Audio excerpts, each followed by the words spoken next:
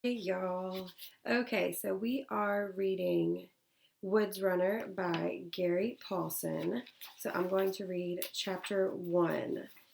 If you have not already done the other assignment, go ahead and hop on and do that. It was just me reading the back of the book, but be sure you're doing your assignments in order so that you're not skipping chapters, or the book's obviously going to get kind of confusing. Okay, so chapter 1.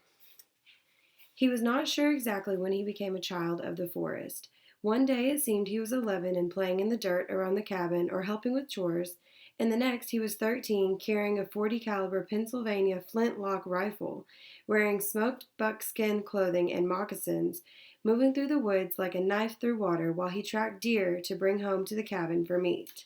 He sat now by a game trail waiting for the deer he knew would come soon.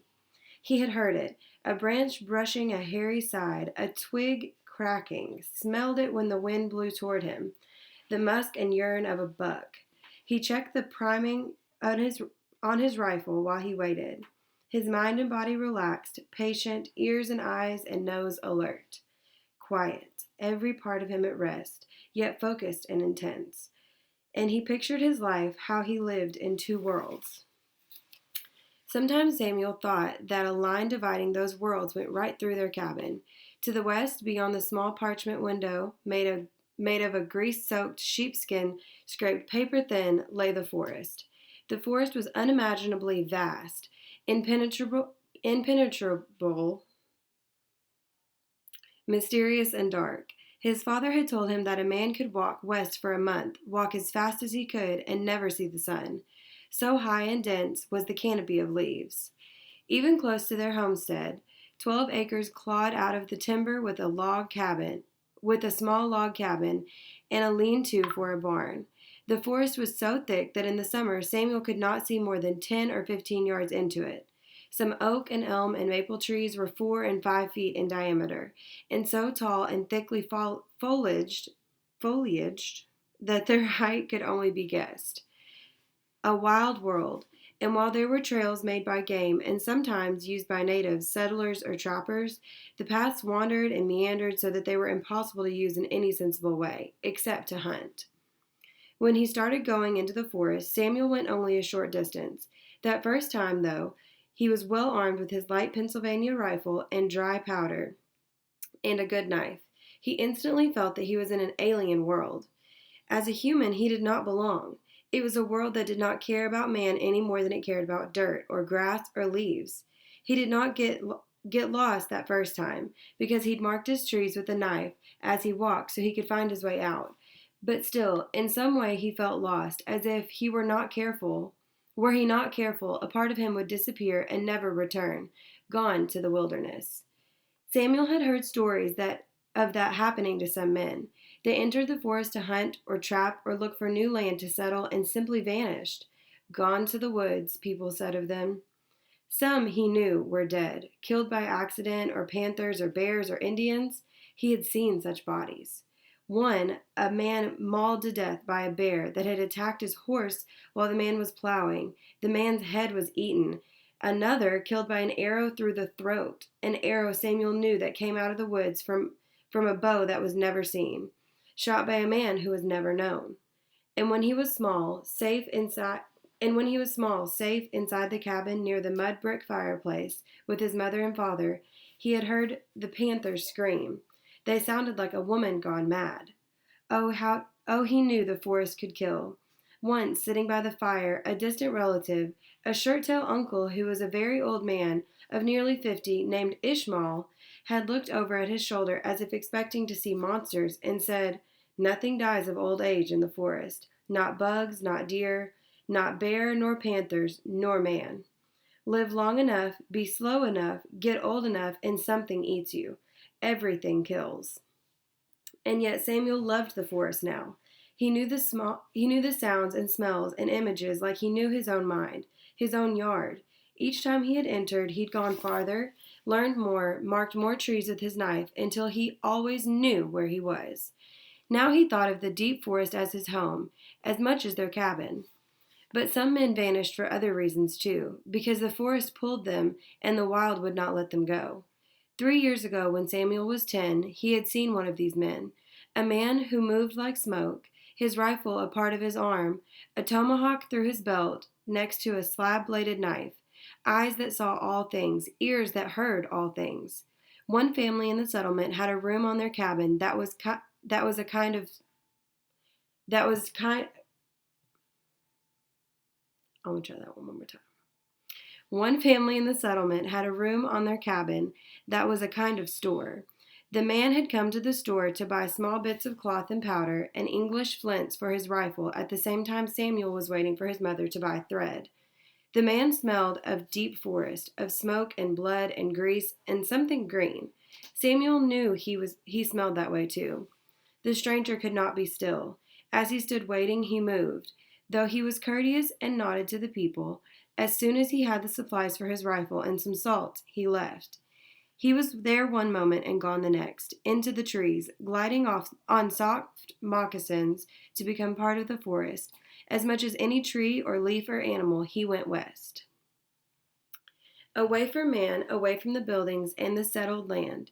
Now Samuel heard a new sound. He moved his eyes slowly to the left without turning his head, and was rewarded by seeing a tick-infested rabbit sitting by a tree, trying to clear the insects out of his ears. Samuel smiled.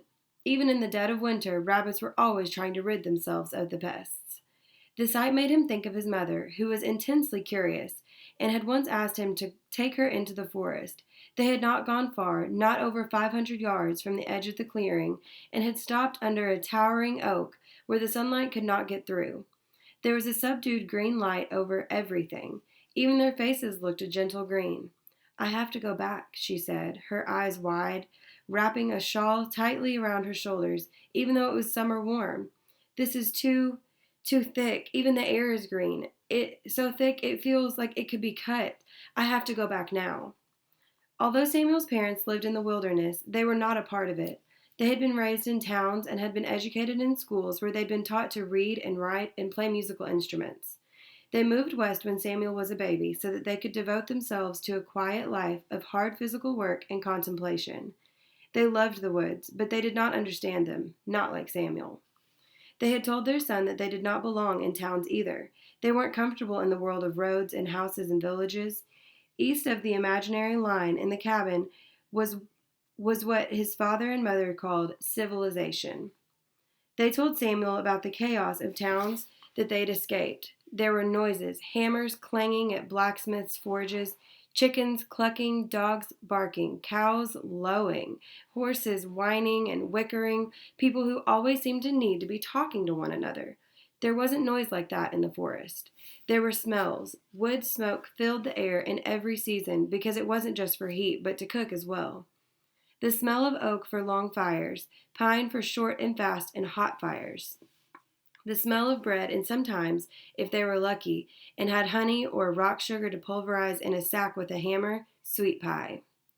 The odor of stew cooking in the cast iron pot over an outside fire, or in an iron kettle hung in the fireplace. The scent flying up through the chimney and out over the ground as the wind moved the smoke around. There was the tang of manure stacked in the back of small shed-like barns to age before it was put on the gardens. Horse and cow and chicken manure from their farm and other farms. So many smells swirled by the same wind throughout the small valley. Their valley was like a huge bowl, nestled in the hills in far western Pennsylvania. Here lived, and had always lived, Samuel Lee Smith, aged 13 with his father, Olin, and his mother Abigail, parents whom Samuel did not always understand, but whom he loved. They read to him about the world beyond from their prized books, all the long winter nights with tallow candles burning while they sat by the fireplace. They read aloud to each other. At first he'd listened as they took turns. Later he'd read to himself and knew the joyous romp of words on paper. He read all the books they had in the cabin, and then books from other cabins in the valleys, so that he could know more and more of a world found only in his imagination and dreams. To the east lay the faraway world of enormous cities and the great sea and Europe and ancient Rome and darkest Africa and the mysterious land of the Asias and so many people they couldn't be counted. all, count, all kinds of different people with foreign languages and their knowledge of strange worlds. To the east lay polished shoes and ornate clothes, and formal manners and enormous wealth. His mother would spin tales for him about cultured men who wore carefully powdered wigs and dipped snuff out of their little silver snuff boxes, and beautiful women dressed in gowns of silk and satin with swirling petticoats as they danced in the great houses and exclusive salons of London and Paris. Now the deer stepped out. It stood in complete profile not 30 yards away. Samuel held his breath. He waited for it to turn away, look around in caution. When it did, he raised the rifle and cocked the hammer, pulling it back as quietly as he could, the steer dropping in with a soft snick. And the rifle had two triggers, a set trigger that armed a second front trigger and made it so sensitive that a mere brush released the hammer. He moved his finger from the set trigger and laid it next to it, but didn't touch the hair trigger. And then he settled the German silver blade in the front of the sight into the tiny notch of the rear sight, and floated the tip of the back of the blade sight until it rested just below the shoulder of the young buck. So he has the gun and he's like looking through the sight, and he's got to make sure that it lines up perfectly with the deer. Directly over its heart, a half second, no, a quarter second passed. Samuel could touch the hair trigger now, and the hammer would drop. The flint would scrape the metal frizzen, kicking it out of the way and showering sparks down on the powder in the small pan, which would ignite a hot jet of gas into the touch hole on the side of the barrel of the rifle, setting it off the charge, propelling the small .40 caliber ball down the bore. Before the buck heard the sound of the rifle, the ball would pass through the heart and out the other side, killing the deer. And yet he did not pull the trigger. He waited, part of a second, then a full second, and another. The deer turned, saw him standing there, and with a convulsive explosion of muscle, it jumped straight in the air. It landed running and disappeared into the trees.